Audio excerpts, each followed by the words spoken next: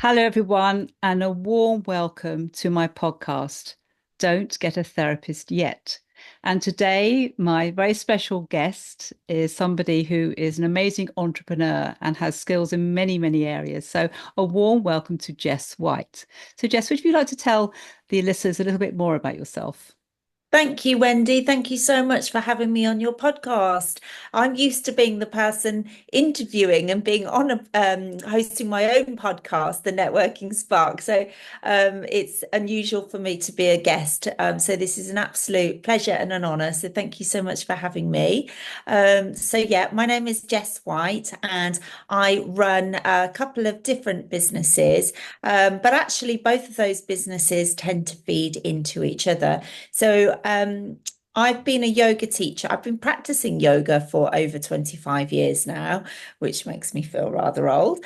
I've been teaching yoga for the last 10 years, and my company there is called Yogi Tribe.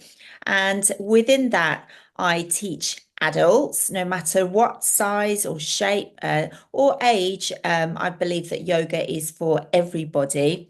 Um, and I also niche in children's yoga because the yoga world has been saturated over the last 10 to 15 years with many, many people training to become teachers, which is absolutely wonderful. It's come from, obviously from the east to the west in quite a big way. Um, but what I've found is that when I really started practicing, it gave me so many benefits that I remember saying, I wish I'd learned this as a child because the benefits are so huge. And so I decided to train in children's yoga um, a couple of years after doing my initial 200 hours adults yoga certificate and began teaching children. And the benefits and the rewards are so huge that I now teach in several schools in and around Kent. I'm based in Sevenoaks, and the response was fantastic. So I now actually teach adults to teach children in schools. I've developed a teacher training program that I teach over here in Kent for it's a training weekend, but after that we have regular monthly sessions online so that the support and the training continues. And it's a wonderful, wonderful career for anybody that really wants to give children a beautiful skill set and toolbox of techniques, breathing techniques, yoga, of course, and movement and mindfulness to be able to get them through life because these days, many children are expected to fit into the box of school, and there's so many neurodiverse children these days coming through. It doesn't always, the school box that they're expected to fit into doesn't always suit them. Many children have ADHD and they can't focus or they can't sit still. So yoga gives them, the yoga club and the yoga classes we run gives them a place to really be themselves and then to learn this beautiful practice, which then helps them in everyday life. But I don't just teach children's yoga. I also run retreats, and those are worldwide retreats in beautiful places around the world where people come out for an experience, often a transformational experience where they get to relax, de-stress, practice yoga twice a day, sometimes more, go on amazing journeys and sort of like we do, it's not just yoga. We'll have all sorts of different workshops. We'll go on excursions as well in the places that we are.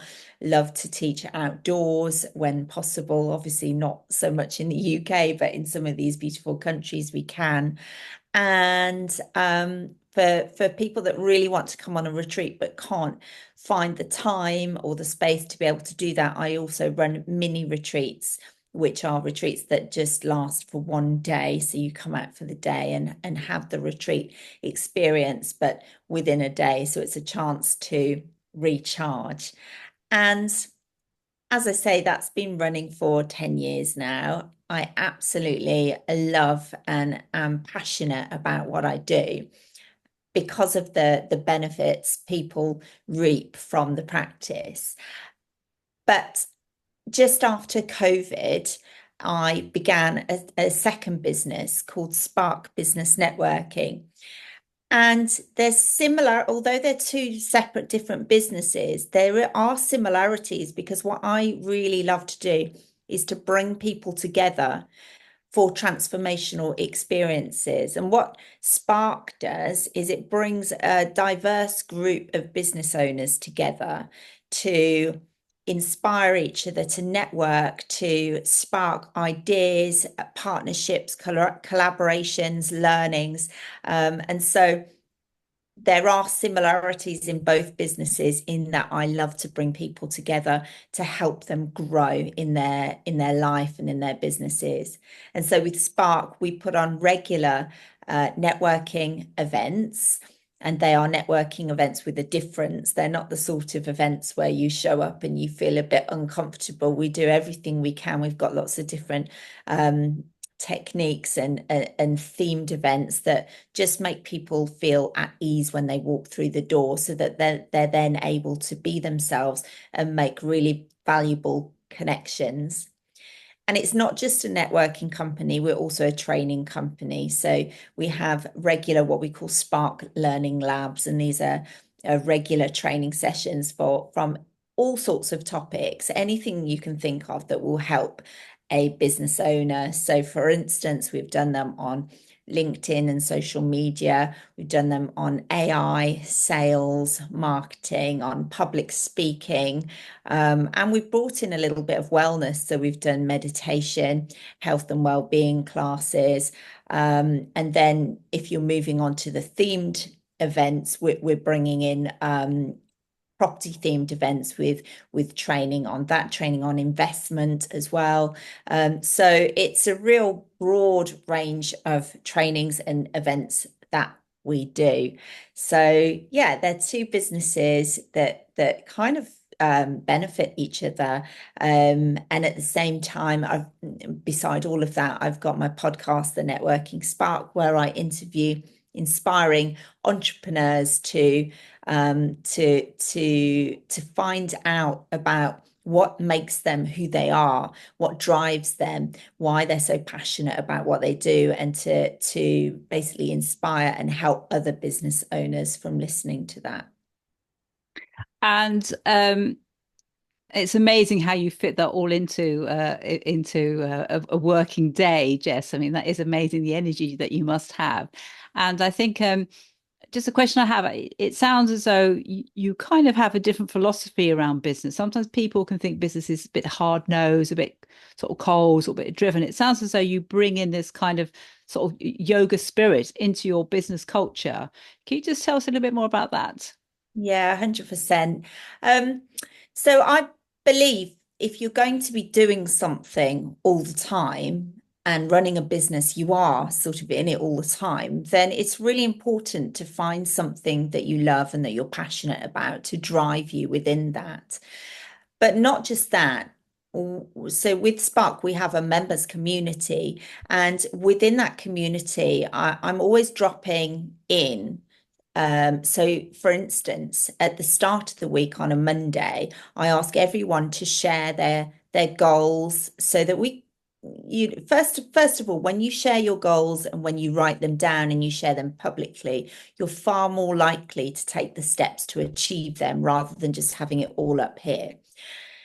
And at the same time, it's a great way for everybody to express themselves and for the other members to get to know you by you sharing your goals, for instance. But then at the end of the week on a Friday, I ask everybody, I wish everyone a happy Friday and ask them what they're celebrating at the end of the week. And that's bringing in a sense of gratitude. Yeah. And I think this is so important because life goes very, very quickly. Particularly these days, we are flooded with information each and every day. We've all got big to-do lists. And if you don't take a moment to pause and to look back over your week to think, well, what's gone right this week? and to really appreciate that, then you're just on a constant sort of, wheel of just going and going and going, getting through all of these tasks. And it's really important to have a practice of gratitude, I believe. Obviously, with yoga, meditation is a big part of that. And I believe in having a daily meditation practice, whether it's first thing in the morning or last thing at night. And if you think meditation, oh my goodness, I could never do that. I've got a busy mind. I can't clear my mind. It doesn't have to be that. You can meditate in the form of closing your eyes and just visualizing um, and feeling everything that you feel grateful for. So that can be a meditation, for instance. And then you can visualize where you're going. So your bigger goal, I always say it's good to have your bigger goals in mind each and every week. And even if they're so big, you think, gosh, well, I'm not going to achieve that so quickly. As long as you've got them in mind and you're constantly visualizing them, or perhaps you even create a vision board, you can then just start to, because they're always at the front of your mind, take those little steps to get there. And often these big goals can become achievable and doable goals before you know it from doing that. So having the side of the health and wellness and the yoga within this.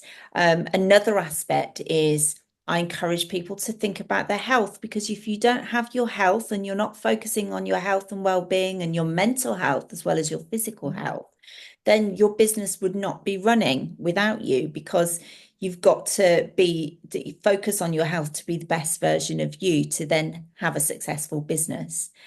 So it does all feed into Spark. Yogi Tribe feeds into Spark in a really positive way. And I get a lot of feedback on that. My members go, so we are a franchise now, but my flagship Spark over here in Kent, the members there have nicknamed us the High Vibe Tribe, because there's always a sense of positivity without it being cheesy and fake positivity. There is a sense of, everyone supports each other and everyone really gets to know each other very well, because with networking, you need to do that. There are some networking groups where you're just expected to give referrals all the time, and it doesn't feel right if you don't know that person. It can also reflect on you badly if you're giving referrals to somebody that you don't know so well and they turn out not to be that great at what they do. So yeah, so by bringing these people together and helping them to build relationships and keeping the vibe going, so this constant sort of reflecting on what's going well and looking at the bigger goals can really achieve amazing results. And some of our members' businesses have grown substantially since they've joined even. And it fills my heart when people on the Friday will let us know about the huge growth that they're achieving. And on the other side of that, I do say to people, if they are struggling, that it doesn't have to be a huge win. It can just be something within your personal life or your life that you express gratitude for. But it's an important practice and an important thing to do for your health and well-being as well, I believe. Yeah. And I love that. It's almost like your businesses share the same common values, and that's about health and wellness and positivity and positive energy as well. But in an authentic way, not like a sort of false way, like the energy is there and the gratitude is important in all the businesses that you run. And that's really interesting to hear that, and how your kind of values and your philosophy sort of, transcend all your practices as well. So it sounds really interesting. And thank you for sharing that. Uh, Thank you. And community as well, Wendy, mm, is a big part of it as well. As you probably know, when you're running your own business, often it's just you and you're wearing all of these different hats. You start a business and it's like, oh my goodness, I've got to get my head around social media, about accounting, admin, as well as being creative and coming up with ideas and being in the business. And for some people, that can be quite a shock because they've gone from being in an employed role where there's people around them and there's a structure to all of a sudden you're by yourself and you've got this huge responsibility on your shoulders. So by getting together with other people that may not have the same business as you, and that's fine, but they are all running their own businesses. So in a sense, all in the same boat. And that's when this beautiful community and this support comes in that really, really drives people forward, but supports them in their mission, in their mental health, and through events, getting them away from the desk and out of their head for a little bit to speak to others, which can spark ideas, of course, as well. Yeah. And just a question for you, Jess, if anybody's listening who is thinking of joining you, or perhaps is thinking of, do they actually have to run a business, or can they come along with an idea for a business and still join you? I mean, how would people get in touch with you? 100%. So for Spark, you can go to sparkbusinessnetworking.co.uk. That's the website, and you can have a look there. Or you can get in contact with me. These will be in the show notes, right? Yeah.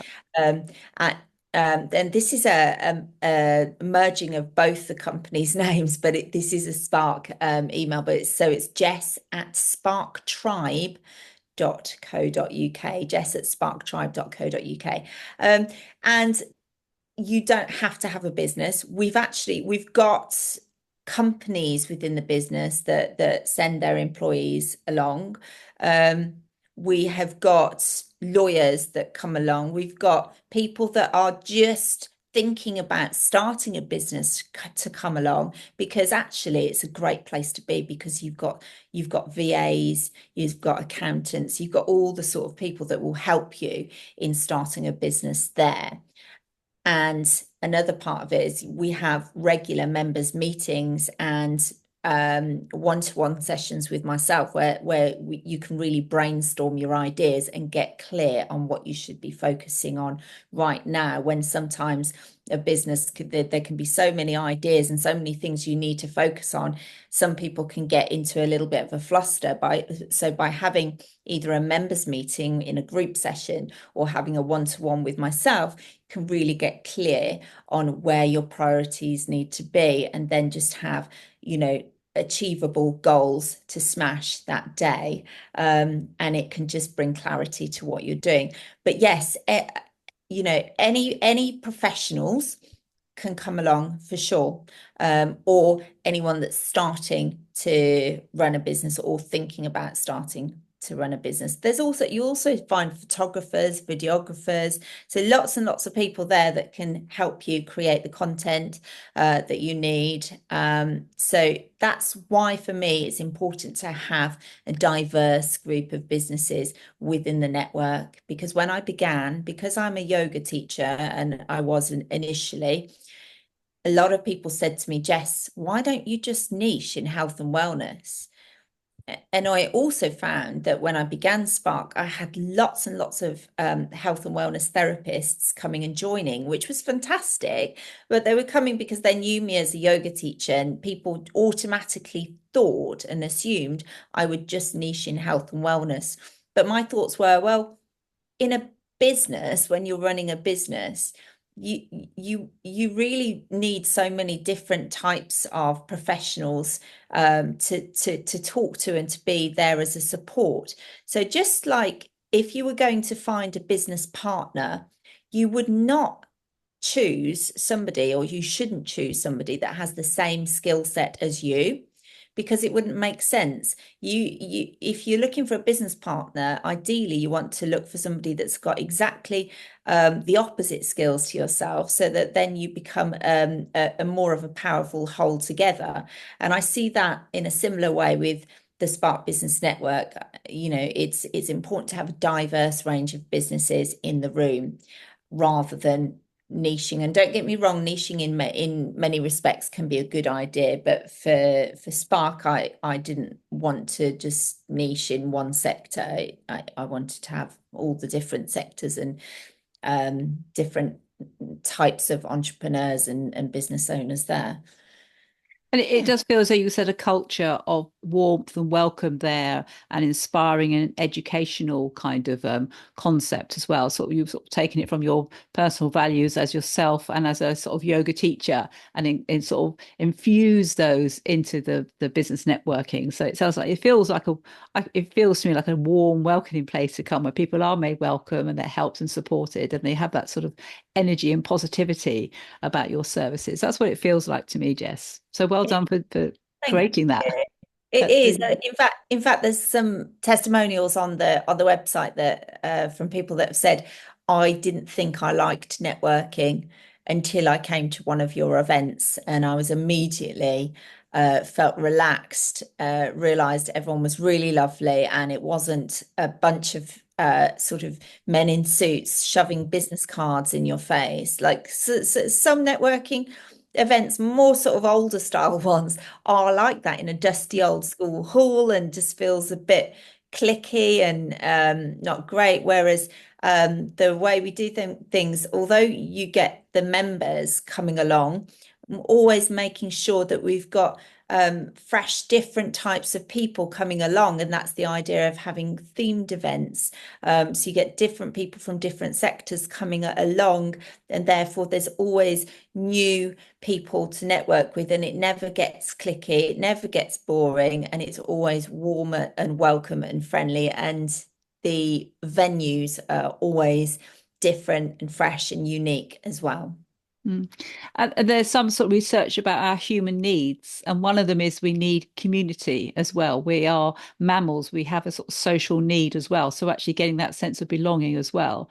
And we Yeah. also, brains like diversity as well. They like diversity and variety. So I like the idea you're bringing sort of a newness and a freshness and different sort of people coming along and different venues, different ideas. It sounds like there's a real sort of vitality and freshness about the way you run the business as well.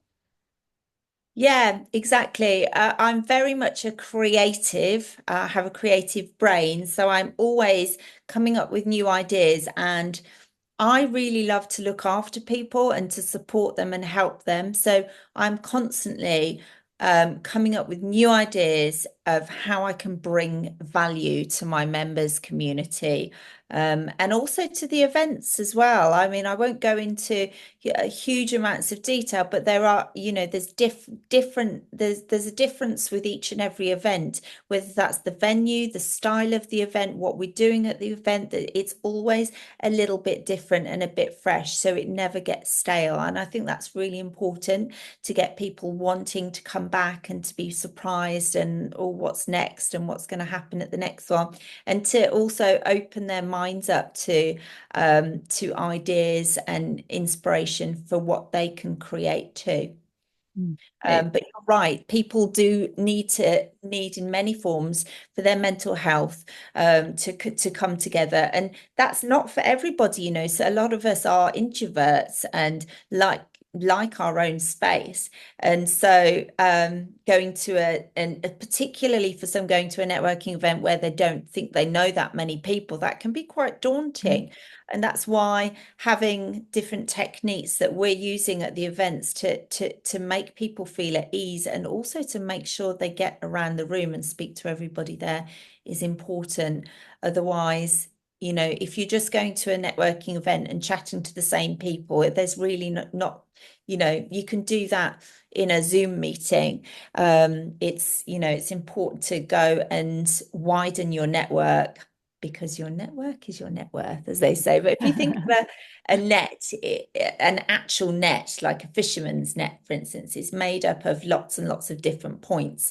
And then that leads to lots of other points. And so behind every single person is a multitude of doors. So even if you're not going to potentially work with somebody that you're talking to, or collaborate, you never know how many doors are behind them that can lead to the people that you could potentially work with, or find a new client, or whatever it is you're looking for.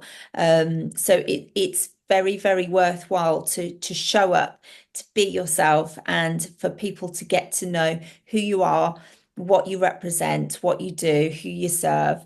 And the more you can do that, the more you can get your business, you can grow your business and broaden your network as well. Absolutely. And as I say, it sounds a lovely place. And I hope people who listen to this will go onto your website or email you and find out a little bit more. 'Cause it sounds like a very warm, welcoming place. So thank you for that, Jess. And I think also the other thing I'd like to ask you about is your yoga practice, which again sounds absolutely amazing and fascinating. And what do you think it is about yoga that really helps people's health and well-being?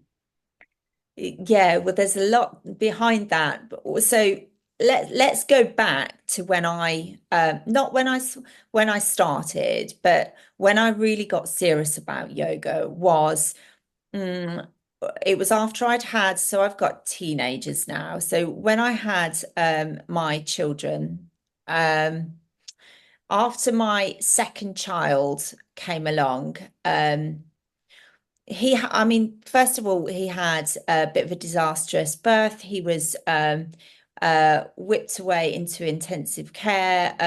I had to have emergency surgery and they did a botched job. So I ended up back in hospital as well. But he was in intensive care for a few weeks. He was unable to breathe. He was going blue. So it was a really traumatic time.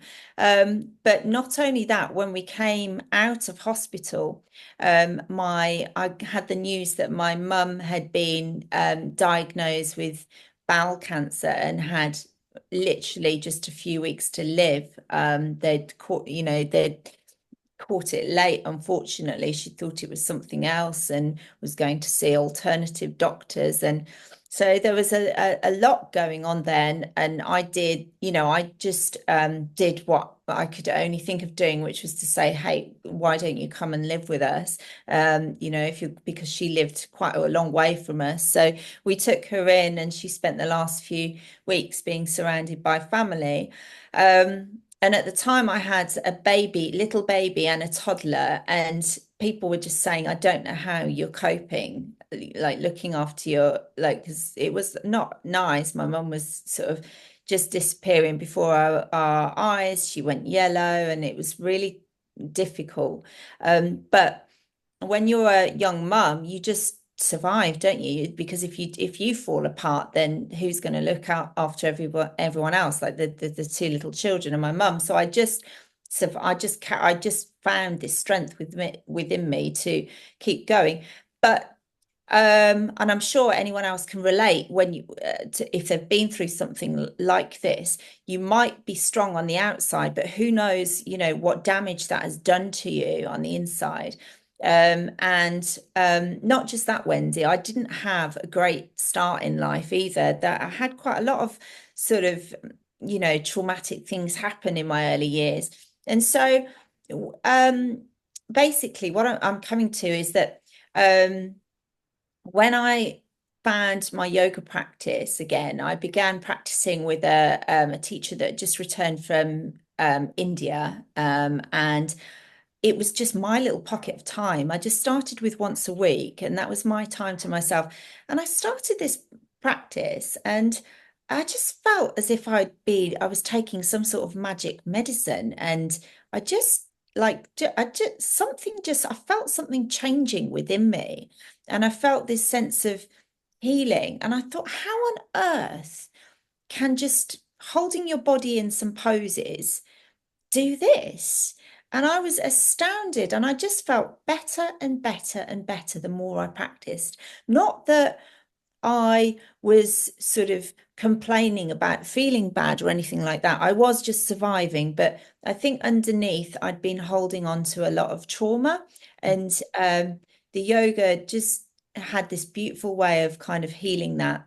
Um, and so yeah, it is an incredible practice that's been around for thousands of years, thousands and thousands of years. And if something, goes on for that amount of time and people are still coming to it and just finding, this beautiful medicine from it, I call it yoga medicine, then there is something to it for sure. So first of all, often us in the Western world, we're at a desk, we're in our car, and we're not moving our bodies enough. Movement is medicine.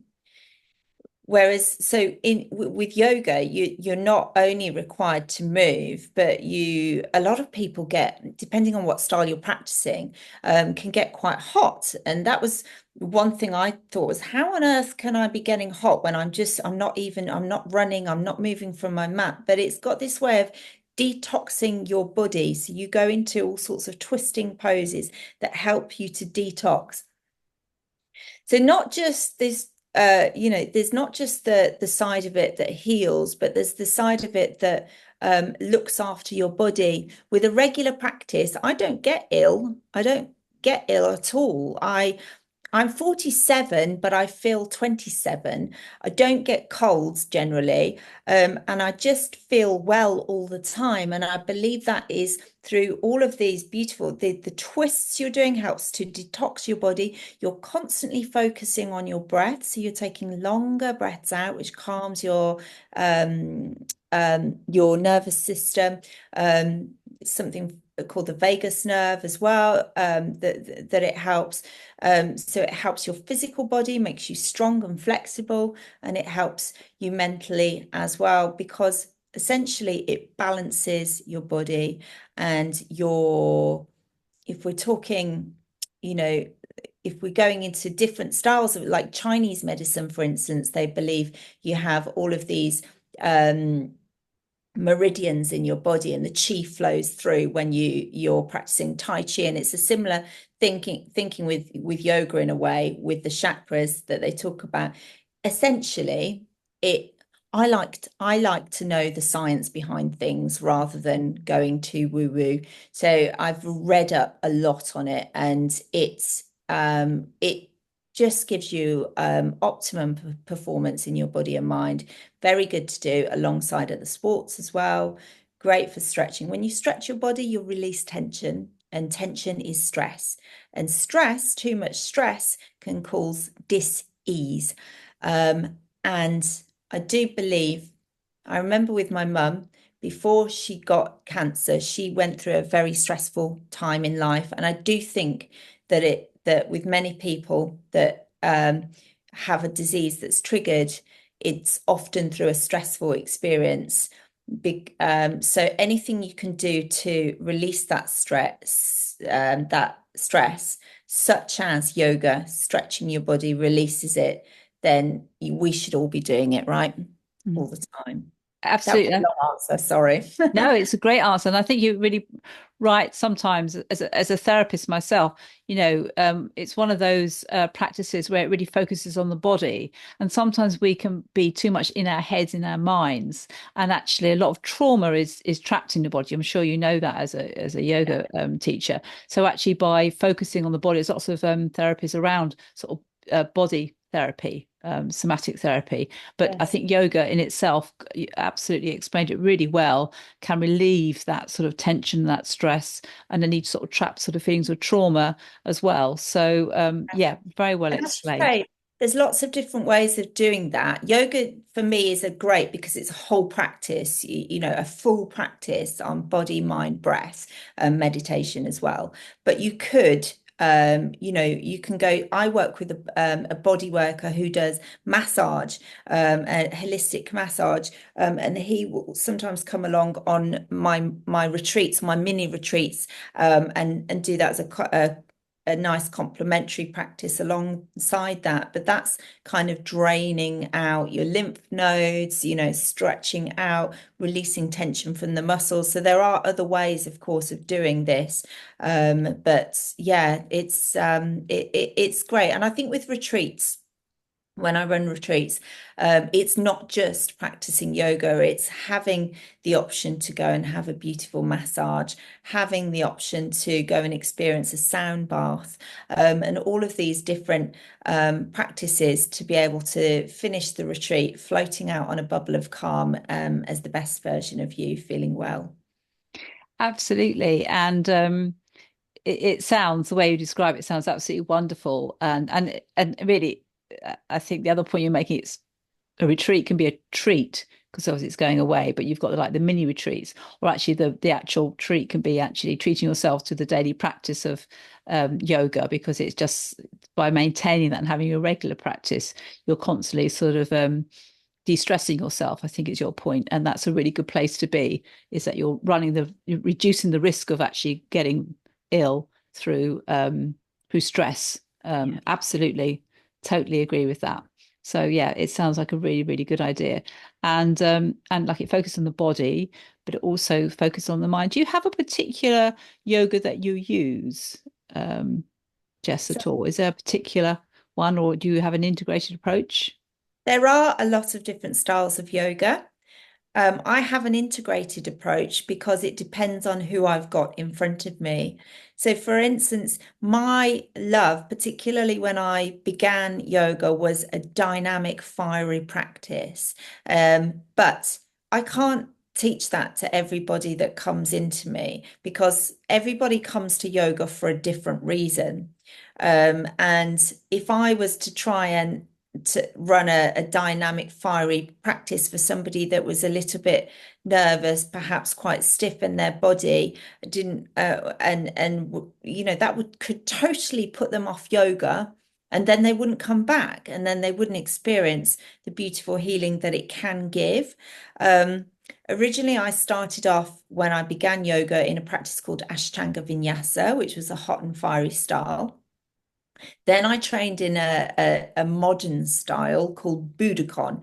Budokan I discovered at the Om Yoga show in London, and it's very different, very edgy, and I never ever have found or saw anything like it before. And that's what attracted to me. It was also very hard, and I like a challenge as well, so that attracted me too. And it was developed in a martial arts school, martial arts world. And I went and trained in what they call Budokan University over in Miami.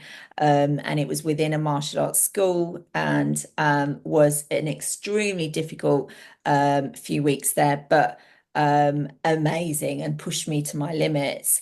And since then, I've come back and I've, discovered hot yoga, I absolutely love. But the practice I was telling you that helped me heal from all of the difficult life experiences was hatha, hatha is, really one of the most original styles of yoga, and where it all came from. And since then, we've had these. So Ashtanga was developed still a long time ago, but it's a little bit more kind of showy. And when you practice yoga for a number of years, you develop a very strong and flexible body, and then you're able to do amazing things.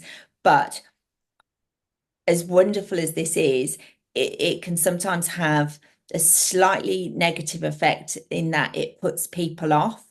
So people will have a look at someone on Instagram doing all of these amazing poses and go, "Oh my God, I could never do that." And then they don't come to the practice at all. So that's why I believe in an integrative Yeah. uh, approach. And for instance, also I've in the past, just before COVID, I used to go and teach at a local place I was asked to come into, and I had the age range was between 80 and 97. And we would do chair yoga, so I developed the practice there so that they could do that too. I'd take my little dog along as well to that one. And then to children's yoga, I start teaching them at age 2 in schools, and Wow. I mean, it's amazing, like what they pick up and how much they remember, and also because they've got lighter bodies, they can often go into arm balances and little poses that perhaps some of the adults can't do. So, yeah, it's an integrative approach depending on who I've got in front of me Mhm. and And I what. like the fact, I think you're very, very passionate about the children's yoga.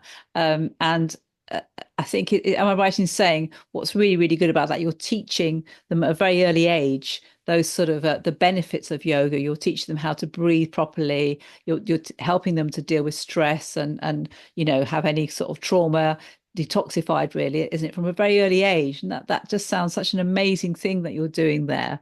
Jess, to teach young people these skills. Yeah. It's so useful for them.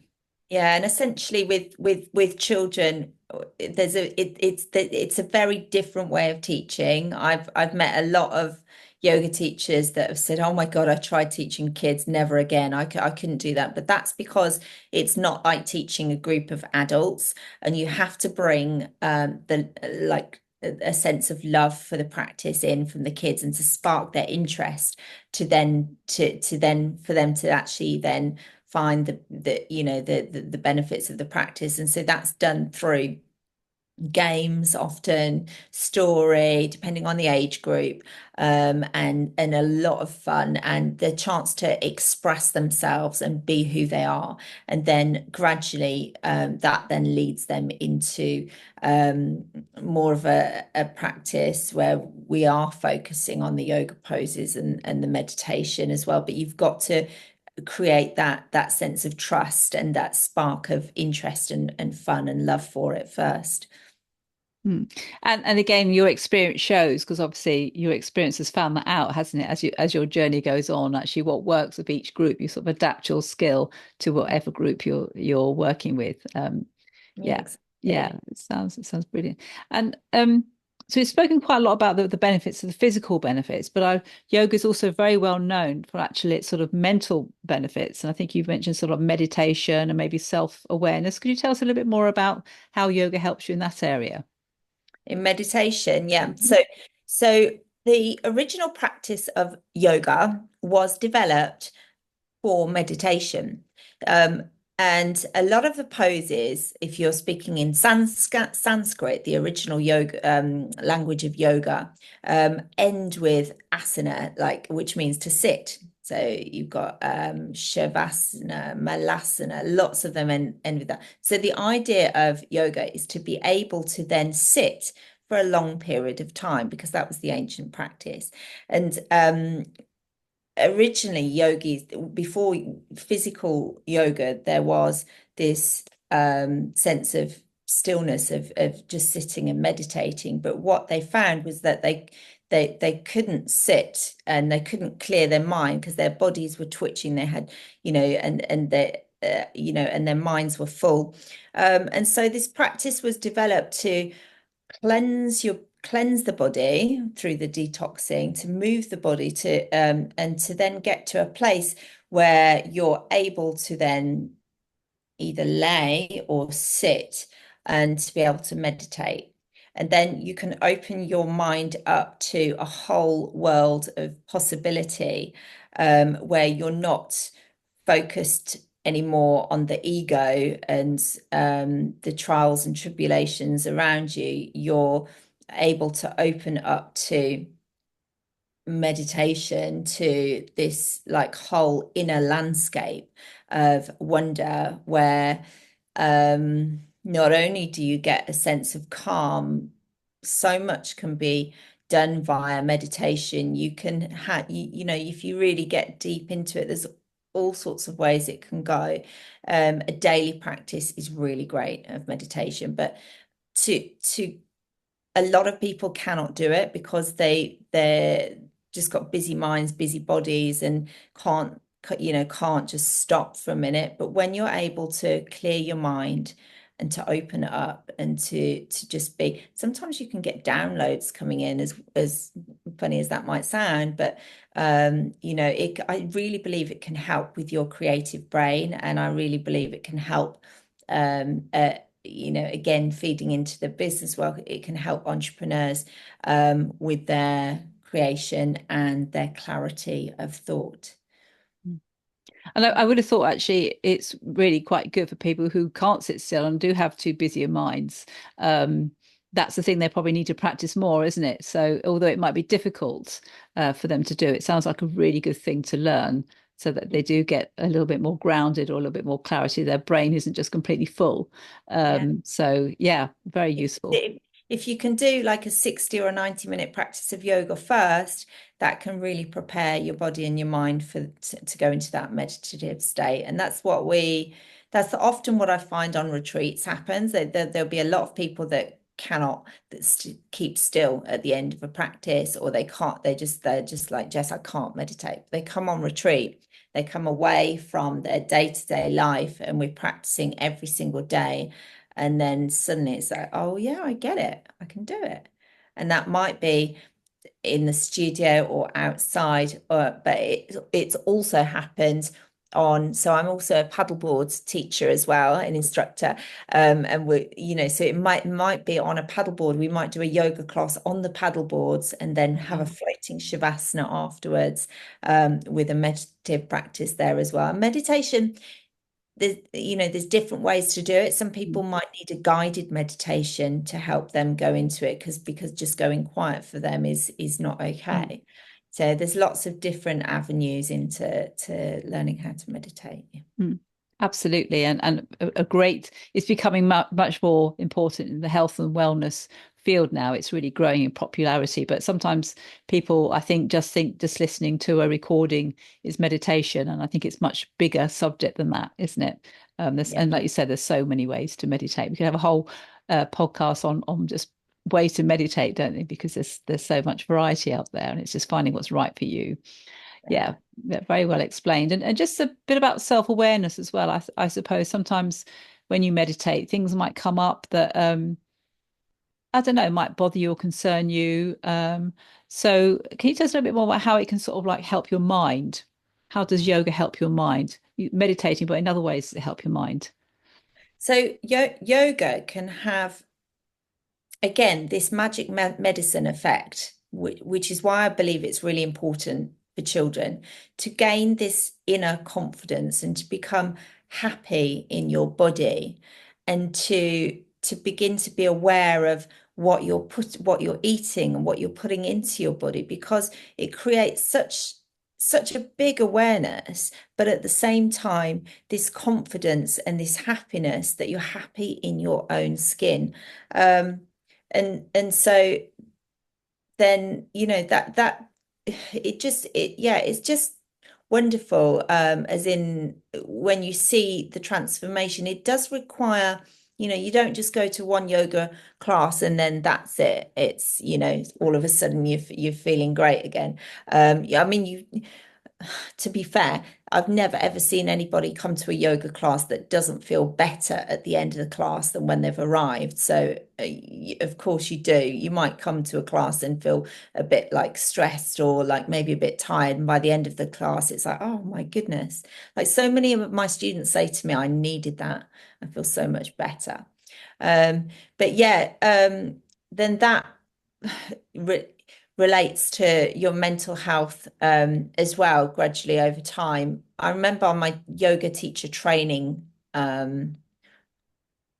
journey, there was one student, one girl who, and she was always in a headstand. And I was like, why are you in a headstand? She said it just cures, like she suffered with depression, and she found that if she started getting a bit down, she'd just go into a headstand and just feel so much better.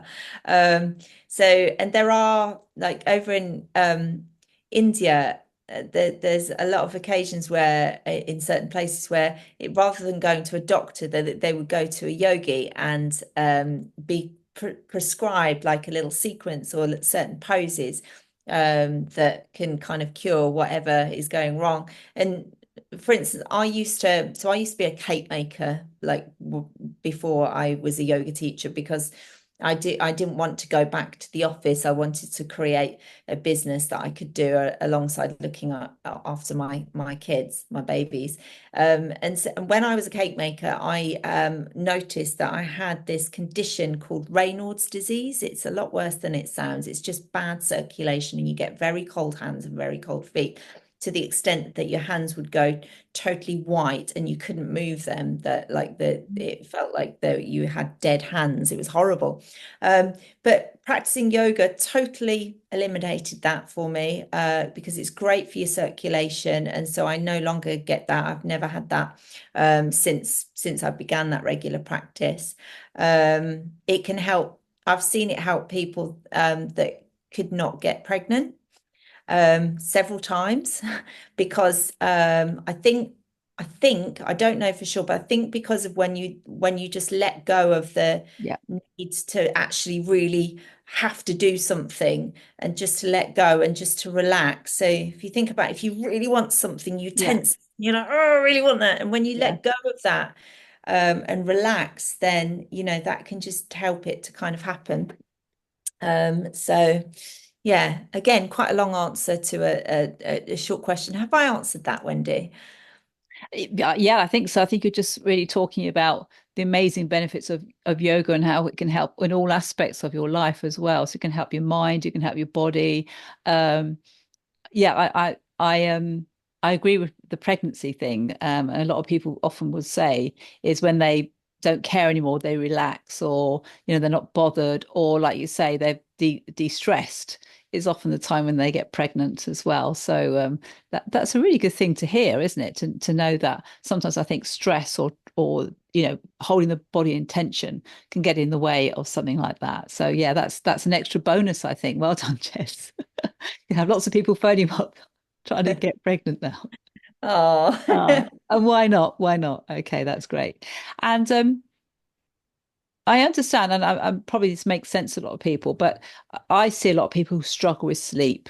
The insomnia is terrible as well. And is there any kind of particular practice that you think would help people who are struggling with sleep at all?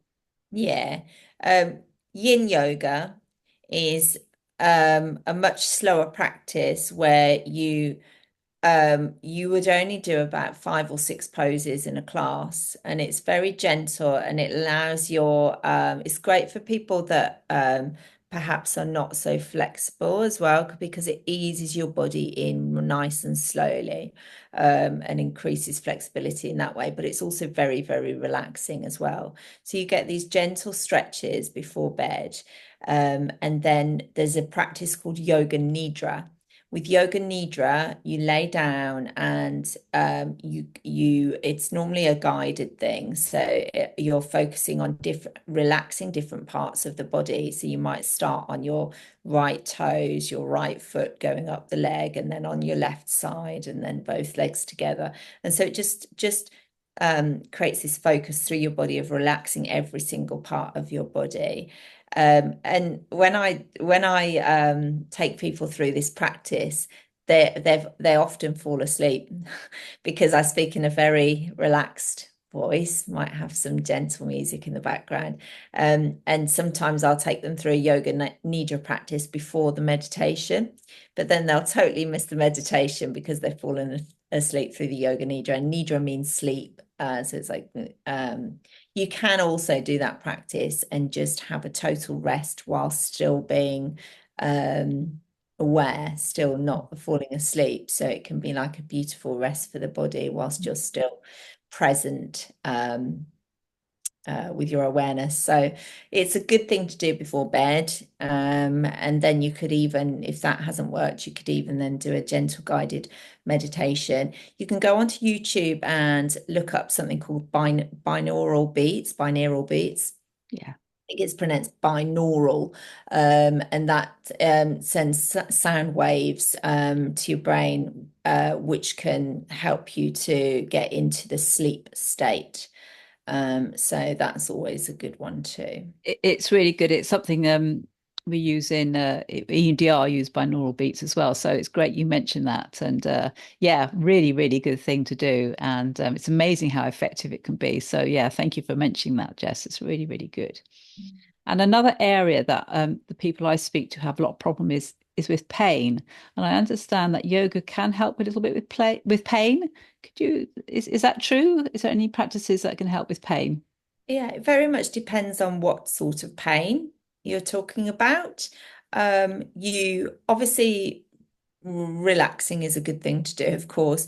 If you've got lower back pain by doing certain stretches, so there's I would sort of recommend doing a supine twist with lower back pain where you're laying on your back, you bring a knee into your chest, and then you send your knee off to the opposite direction of the knee and your arm on the same side as the knee to the other direction, so that you're getting a lovely big stretch through the lower back, and then to relax into it, to breathe and relax into it.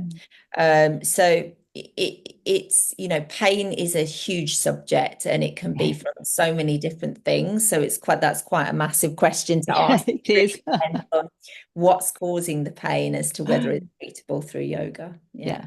I think you made a really good point, and I think it's because so many people suffer from pain, and I think just that you mentioned before just that general practice of regular meditation or regular yoga practice by relaxing the body and detoxing the body, that in itself can often help with people with pain, because often people get very distressed and upset when they have pain, and that can often become a vicious circle. So yes, you're right. It was a very, very big question, and thank you for answering it as you did. But yeah, I think you already come to that conclusion. You've already explained really the benefits of yoga, and how great it is to de-stress and to relax you as well. Yeah. Okay. So you've given so much information and so many insights, and your enthusiasm for the subject just radiates. So thank you so much for sharing all your wisdom over the years, and your skills. And I just want to just go back to the retreats, because some people might be really interested in going to a retreat, either a mini one or a long-term retreat. Can you just tell us a little bit more about where the next one is, and how they, if they're interested, how they sort of contact you? Of course. So it's yogitribe.com. That's YOGI tribe, yogitribe.com. I did try for yogatribe.com all those years ago, but it wasn't available. Or you can email me at yogitribe@icloud.com. And I'm running regular retreats basically. So my next one, I mean, I don't know whether this is going to be broadcast, so I won't say the date, but it's literally in a couple of weeks over in Tunbridge Wells, and that's a mini retreat where people come out for the day. But then next year, I'm going to be running a retreat in Greece, on a beautiful island. There's nothing like, going on a retreat, but stepping on and sailing away into the sunset, and then going, just arriving at this beautiful villa with a private chef, and it's wonderful. I often run them in Croatia as well. And also going to be doing one on in Ibiza. I say on Ibiza, on the island of Ibiza, which is it's got a very magical feel to it. And up in the north, it's much quieter, and a great place to run retreats. So next year, which is 2025, we'll be in Greece and Ibiza. And yeah, you can get in touch with me via website, email, and we'll put those details below in your show notes as well. Yeah. Absolutely. And if anybody listens beyond 2025, I think the retreats are ongoing as well. So if you miss that one, Yeah. just go to the website anyway, and see what else you'll be running, because it just sounds like an amazing experience. And we kind of need it, I think, as part of our daily lives, doesn't it? Sometimes we have a holiday, which is good, but sometimes actually really focusing on some well-being skills can also help so many people, just to really have that genuine feeling of detox or relax in beautiful areas. Yeah, I'm Yeah. imagining it now. I'm there. Yeah. Yeah, 100%. One day, Wendy, I do plan to actually physically live somewhere where I'm running a retreat or I have a place that's, in a beautiful area by the sea, and where I can bring people out on retreats as and when fits. So watch this space one Watch day. this space. Okay.